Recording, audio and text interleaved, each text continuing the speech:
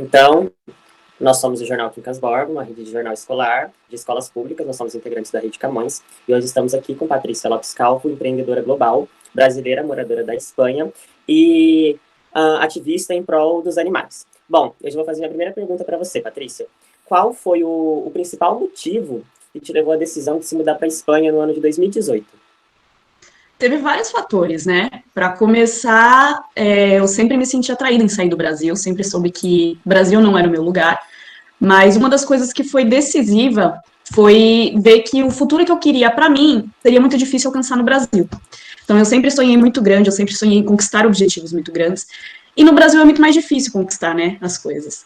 Quando eu tive a oportunidade de viajar, eu tenho descendência espanhola, né, meu avô, ele é basco, então eu vim para cá, conheci as pessoas, meus parentes distantes, conheci vários lugares da Espanha. Quando eu tive a oportunidade de ver de perto a realidade daqui e a realidade que eu teria no Brasil, né, aí eu falei, não, eu preciso tomar uma decisão. Então, foi a questão de segurança, qualidade de vida, o tempo que eu demoraria para conquistar as coisas que eu conquistei hoje, eu demoraria muito mais no Brasil. Então, foi mais, assim, um misto de decisões. Foi em busca da minha liberdade, mais do que eu já queria. Entendi. E ao chegar na Espanha, foi realmente aquilo que você imaginava, aquilo que você esperava? Como que foi? Quando as pessoas me perguntam, eu sou muito conhecida por jogar muito a real, né? Fala a verdade sem florear.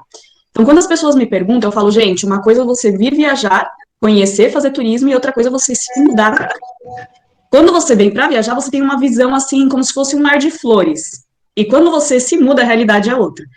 Então, eu tive um começo meio difícil, né? Eu tive que batalhar bastante, eu tive que ralar, mas foi recompensador. Hoje, vendo assim os frutos das coisas que eu plantei lá atrás, é muito recompensador. Eu estranhei muita coisa, para me adaptar foi um pouco difícil. Algumas coisas nem tanto, né? Porque, que nem eu falo, com coisa boa a gente se acostuma rápido. Mas também tem as coisas difíceis. Tem a questão da cultura, os horários, a dificuldade de chegar do zero e tentar arrumar emprego, e se virar com uma coisa ou outra, o preconceito. Então, assim, tem um lado bom e um lado ruim.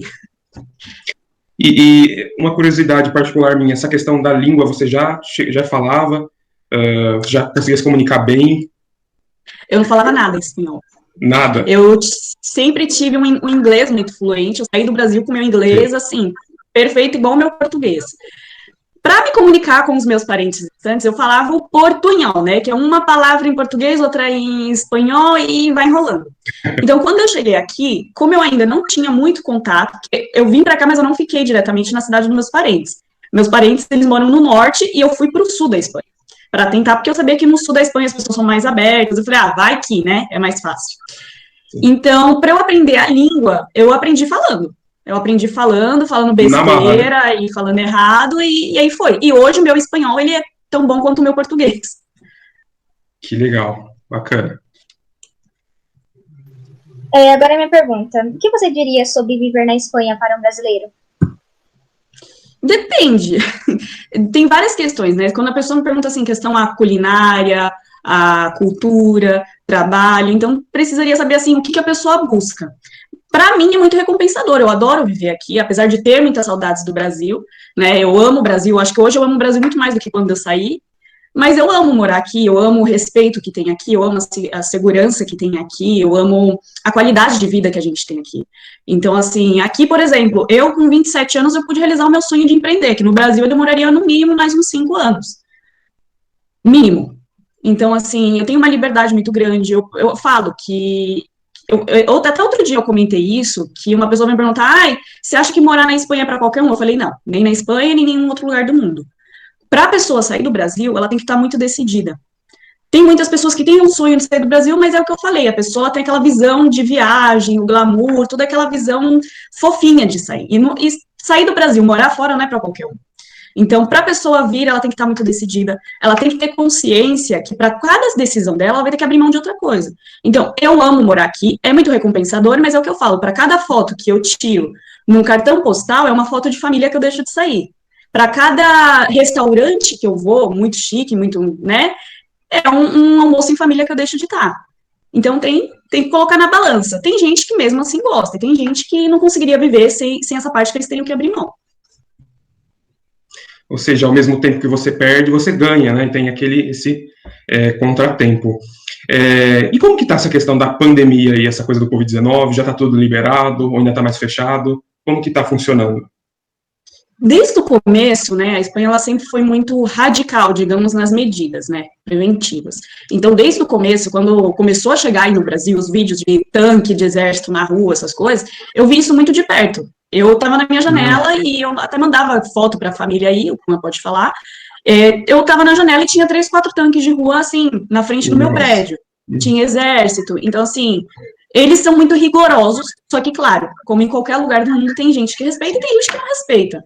O governo tá fazendo a sua parte. Aqui, pelo menos, está fazendo a parte. Então, assim, hoje, por exemplo, a gente voltou a não poder mudar de uma cidade para outra. Até mais ou menos 15 dias atrás, a gente podia cruzar de uma cidade para outra.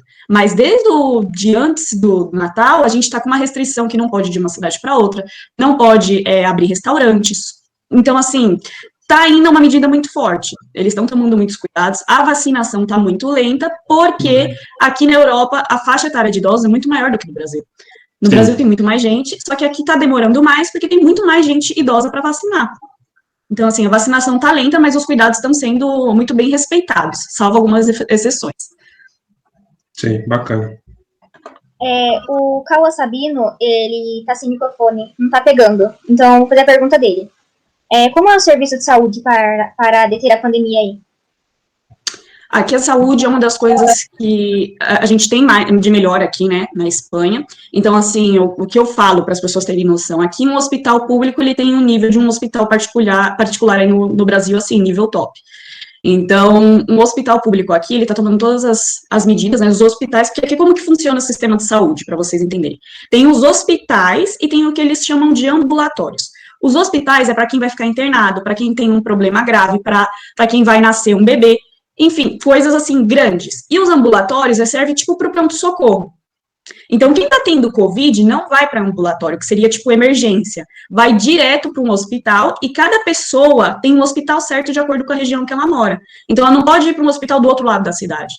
Ela mora nesse bairro ela tem que ir nesse lugar, se ela tiver com sintomas. E aí ela liga no hospital, ela fala, olha, eu estou com sintomas, meu nome é tal, tal, tal, eu moro em tal, tal, tal lugar, o meu documento é esse, eu estou com sintomas. Vão marcar um horário para a pessoa ir lá fazer o exame, isso se a pessoa não for uma pessoa idosa. Se for uma pessoa idosa, que tiver num grupo de risco, ou tiver asma, enfim, aí eles vêm em casa fazer o exame com a pessoa. Se for o caso, a pessoa vai ser levada para o hospital, ser internada, ou senão ela faz o tratamento em casa. É assim que eles estão tomando, assim, essas medidas. E está sendo muito bem. A saúde aqui na Espanha, ela está lidando muito bem com essa questão. Dá para perceber bem na sua fala que houve uma preocupação, né, por parte, aí, toda uma organização, por parte dos órgãos governamentais, né? Porque mesmo você pensa na questão de locomoção, para você ir, de repente, num posto de saúde mais próximo, então isso é tudo bem interessante. Inclusive, a gente teve um vizinho, vizinho, assim, do mesmo andar que eu, ele é uma pessoa idosa, ele teve os sintomas. Além de virem aqui para fazer os exames, eles mandam como se fosse, eles fecham, gente, é um cenário de guerra, assim. Eles fecham a rua com 4, 5 ambulâncias, e aí vem um pessoal vestido só para desinfectar todo o prédio. Então, eles colocam um alarme, ninguém sai de casa, eles desinfetam o elevador, e desinfetam toda a parte de escada, desinfectam porta por porta, eles vão desinfetando tudo, então tem esse cuidado. Eu tenho uma pergunta. Você, por ser uma brasileira, né, uma imigrante, você sofreu ou sofre muito preconceito dos espanhóis? Então, eu costumo dizer que eu não sofri, eu sofri aqui, na verdade, só 2 vezes na minha vida. Dos 3 anos que eu tô aqui, eu sofri 2 vezes, e assim, por pessoas que deviam estar tendo um mau dia, ou enfim, não gosta da vida, alguma coisa assim. Mas eu também já vi muita gente sofrer.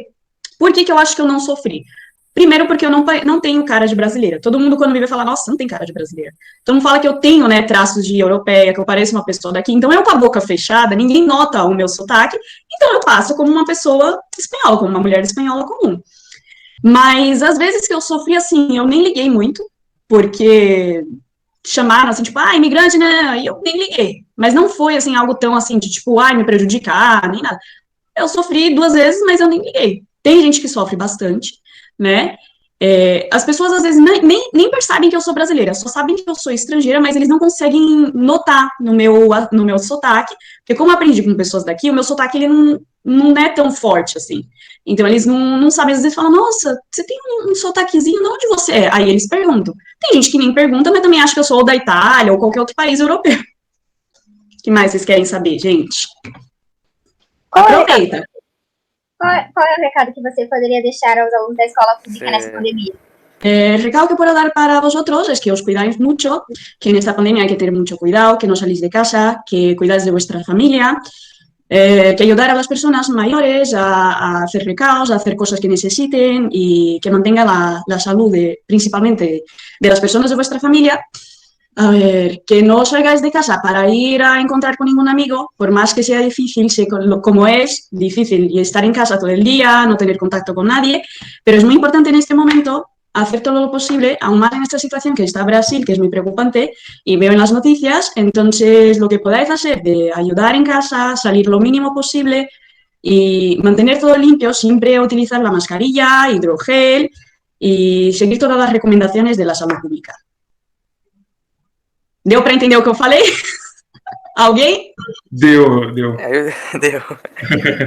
É muito bom o seu espanhol, já ouvi algumas pessoas, até nativos de lá, é perfeito, viu? Tá de parabéns. Muito obrigada. Muito obrigada. Mais alguma pergunta, gente? Aproveita que eu tô com tempo agora. Não sei se eles fizeram mais alguma coisa, mas eu fiquei assim, bem interessado. Você trabalha aí com comércio? Como que é? O meu trabalho hoje, eu trabalho com duas coisas, né? Porque quando você quer ser empreendedor, eu costumo falar, um empreendedor, ele nunca pode colocar todos os ovos em uma cesta só. Então, não posso apostar todo o meu futuro em uma só coisa. Então, hoje eu trabalho na área pet, que é o que eu amo, né? Eu amo os animais, então preenche uma parte do meu coração. E também empreendo online, com uma multinacional.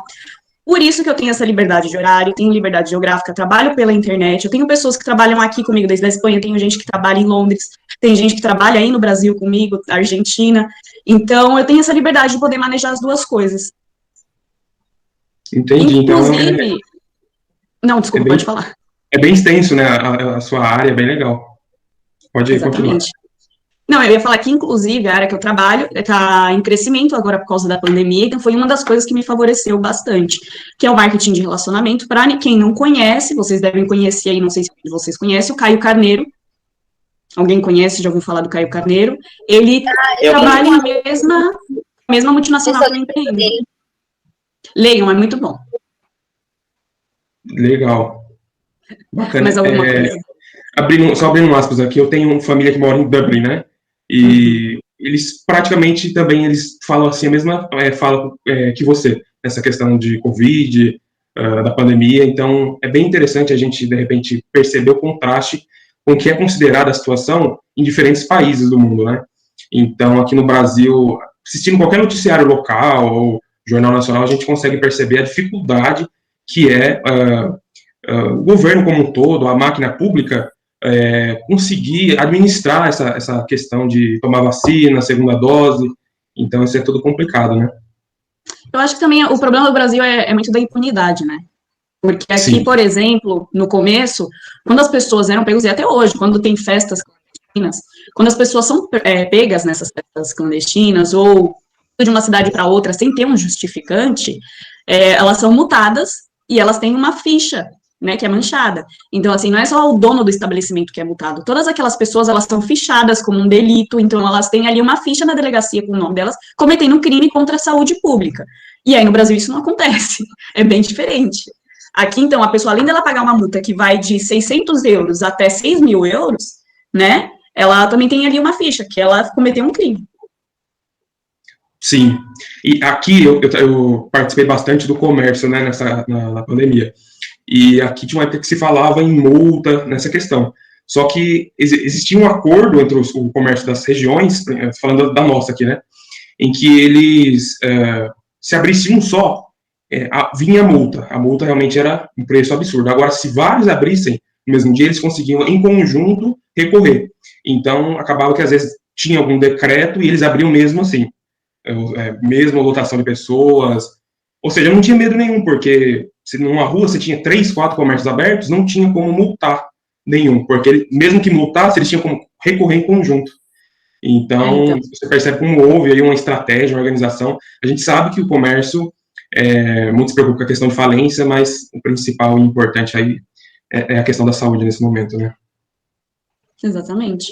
Um primo meu, ele tinha restaurante, né, um primo daqui, ele tinha restaurante, e ele fechou as portas antes de falir, ele falou, vou precisar fechar, porque isso não tem volta, não vou poder abrir o restaurante, só delivery não vai me manter, então teve bastante gente que fechou, só que aqui eles entendem. Ele falou, olha, eu tive que fechar, eu tô passando muito mal, mas pelo menos eu e os meus empregados estamos vivos, e a família de todo mundo tá bem. Sim. É o contrário, velho. Aqui é mais um sentimento que eu percebo, né, que eu já trabalhei em restaurante, em vários lugares, virou meio que um sentimento de ódio, vamos dizer assim, né, entre aspas, porque o pessoal pensa na cabeça que meio que tá tomando o emprego da população, mas eu acho que, na verdade, precisa de uma conciliação com tudo isso, né, porque você vê grande parte dos restaurantes aqui na cidade de Rio Claro, né, interior do estado de São Paulo, estão falindo também, mas é preciso que você entenda a situação que a gente está passando, né, que é uma situação muito delicada, muito assim, um vírus que se dissemina muito rápido. Minha família inteira pegou o vírus, minha avó quase morreu, e ela ficou trancada em casa o tempo todo, não saía. Então você percebe como que esse poder de disseminação é muito alto, né? Exatamente. Diga, Cauã. Bom, você sempre foi uma pessoa muito engajada, né, nos animais. E a minha pergunta é a seguinte, quando você chegou aí, tem uma seriedade maior para maus tratos dos animais, para a importância dos animais? Sim e não. O que acontece? Aqui, por exemplo, tem uma rigidez contra o maltrato animal, tanto que o meu cachorro que hoje é adotado, ele vem de um criadeiro, que é digamos, um canil clandestino, né, então ele foi resgatado, tem uma multa em cima dessa pessoa, essa pessoa tá presa, não é que nem no Brasil que recorre, tenta recuperar os cachorros e tal, só que, por conta da cultura, né, dos touros, a gente ainda tem uma briga muito grande, né, os ativistas animais, a gente ainda tem que lutar muito contra algumas coisas, que o que é a dificuldade? As pessoas entenderem que quando a gente fala de ativismo animal, defesa animal, engloba tudo, e não só cachorro e gato. Aqui na Espanha, por exemplo, é muito difícil você ver cachorro abandonado na rua, mas você vê gatos. Você vê gatos, assim, em qualquer lugar você vê gato abandonado. Cachorro é muito difícil, mas gato você vê abandonado. E para a questão animal, tem a questão dos touros, né, que é muito difícil de derrubar, então é uma luta constante. Tem lado bom e tem lado ruim. Não chega a ser que nem no Brasil, como o abandono do Brasil, né, que é uma coisa de louco, eu nunca vi, mas também tem o outro lado dos touros, que é uma luta, assim, que aí no Brasil, pelo menos, as pessoas reconhecem que é maldade. Aqui a gente tem gente que vira e fala que é esporte, que é cultura. Então tem essa briga. Bom, então eu já vou fazer as considerações finais aqui, te agradecer em nome de todo o jornal Quincas Borba, em nome da Rede Camões, por ter cedido um tempo aí para conceder essa entrevista para a gente está muito agradecido, muito feliz. Muito obrigado, viu? Imagina, obrigada eu, foi um prazer estar aqui com vocês. Se alguém tiver alguma dúvida em relação a morar na Espanha, empreendimento, qualquer dúvida que vocês tiverem, estaria à disposição para incentivo, para jogar a realidade na cara, o que vocês precisarem, tá bom? Muito obrigado, Patrícia, foi muito bom conversar com você. É muito legal isso que a gente faz de estar levando esse conhecimento seu para os alunos jovens, sonhadores que querem, né, partir para outro país, enfim, morar até na Espanha. Então, acho que é um conhecimento muito válido e muito interessante. Mais uma vez, obrigado. Inclusive, se eu puder deixar um conselho, né, porque eu não sei, algum de vocês que está aqui hoje tem o sonho de sair do Brasil? Eu. Por que eu pergunto isso? Porque eu já tive nesse lugar, né, eu já tive nesse lugar de sonhar, de querer sair do Brasil, de querer batalhar, e eu sei o que é lá atrás, né, eu sonhar com esse sonho e pessoas falarem assim no meu ouvido, você não vai conseguir, é difícil, custa muito dinheiro, mas você não sabe como é que é, falar é fácil, então assim, independente de qualquer coisa, primeiro, se eu puder deixar um conselho para vocês, tenham certeza de que é isso que vocês querem, então tenha clareza naquilo que vocês vão ter que abrir mão para saber se vocês estão preparados para isso, porque para qualquer escolha que a gente faz, para a gente ganhar uma coisa, a gente tem que abrir mão de outra, isso em qualquer coisa da vida. Né? Então, decidiu, viu as coisas que vocês vão ter que abrir mão, e mesmo assim, vocês querem sair do Brasil, seja para vir para a Espanha, seja para ir para qualquer lugar do mundo, eu quero, decidiu, vai ter gente que vai querer desanimar você. Vai ter gente que, por inveja, vai tentar jogar toda a negatividade do mundo. Vai ter gente que vai desacreditar do potencial de vocês. Vai ter gente que, mesmo que seja com boas intenções, vai chegar em você, tipo, para não deixar você ir. Ah, não, mas isso é besteira, pra quê? Por mais que a pessoa tenha boas intenções ou más intenções, o que for, não deixem nada disso abalar vocês. E quando alguém chegar e falar, ah, mas você é muito sonhador. Realmente. Só que pessoas que não sonham não conquistam coisas.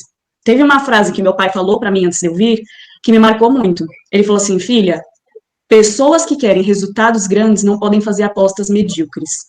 Então, se você quer ter um resultado grande, não ouse sonhar com mediocridade. Então, se você tem um sonho de sair do Brasil, acredite no seu sonho, acredite no seu potencial e vai atrás do seu sonho. E não deixa nada te parar. É como, eu estava lembrando de uma frase aqui, né? É como Van Gogh disse, eu não tenho certeza de nada, mas a visão das estrelas me faz sonhar. Então, essa questão do sonho foi uma questão muito linda e importante que você tocou. Porque eu percebo, assim, no meio dos jovens, que muitos deles têm sonhos de frequentarem outros países, de fazerem assim como você, de repente abrir um projeto novo, e por, de repente, questões, tem, de repente, familiares que não encorajam, até mesmo professores que não, de repente, dão aquele apoio que ele precisava e acabam desistindo de um sonho que, de repente, poderia ser grandioso, né? Exatamente. E tem gente que fala, eu sonho em sair, a própria pessoa se sabota, ela fala, eu tenho o sonho de sair do Brasil, mas eu sou pobre, eu não tenho dinheiro. Tá, e daí? Você é pobre hoje, mas você quer continuar sendo pobre amanhã? Sim. Então, é uma questão de escolhas. Então, eu sempre incentivo, eu falo, gente, tem várias maneiras de se preparar. Ah, mas eu não sei outra língua. Eu também não sabia falar espanhol, eu aprendi falando. Ah, mas hoje em dia tem aula online no YouTube de graça, tem livros para vocês lerem, para aprender de empreendedorismo. Inclusive, vou deixar um aqui para vocês lerem, que é a base para quem quer empreender, quem quer ser rico um dia, que é Pai Rico, Pai Pobre, não sei se vocês conhecem, mas anotem, que vale a pena, né, para vocês lerem. Então, busquem conhecimento em livros, tem conteúdo de graça na internet, tem aula online no YouTube. O que não falta é gente falando na internet, no Instagram, YouTube, meios que eles utilizaram, cada um contando a sua história, para você se inspirar, para você ver o que você pode fazer. Então, não deixe qualquer probleminha parar o sonho de vocês. Seja parente, seja vocês mesmos, seja quem for. Sim, só dando um exemplo, a gente tem hoje, não sei se você conhece, ele chama Guilherme Friol, ele estudava lá na nossa escola, no Marciano de Toledo Pisa, e ele tinha família humilde, tinha o sonho de ir para os Estados Unidos, conseguiu ir com muita luta, e lá ele estudou, já morou em diversos países do mundo, teve ali sua ascensão na Rússia, né, por toda a Europa, com muitos trabalhos, projetos. Hoje ele voltou para o Brasil, né, eu sei que ele está, que ele trabalha hoje numa multinacional, e ele tem toda ele fala a mesma coisa, vão ter pessoas que não te encorajam, mas o importante é você acreditar, você sonhar no seu potencial. É isso. Exatamente. É o que eu falei, gente, se eu tivesse desistido lá atrás, onde que eu estaria hoje? Se eu tivesse desistido lá atrás, eu não seria uma empreendedora global, eu não teria nem casado, porque eu sou recém-casada e eu conheci meu marido aqui, ele é daqui. Então, eu não teria casado, eu não teria feito muitas coisas que eu conheci na minha vida. Eu conheci lugares lindos, eu conheci lugares maravilhosos.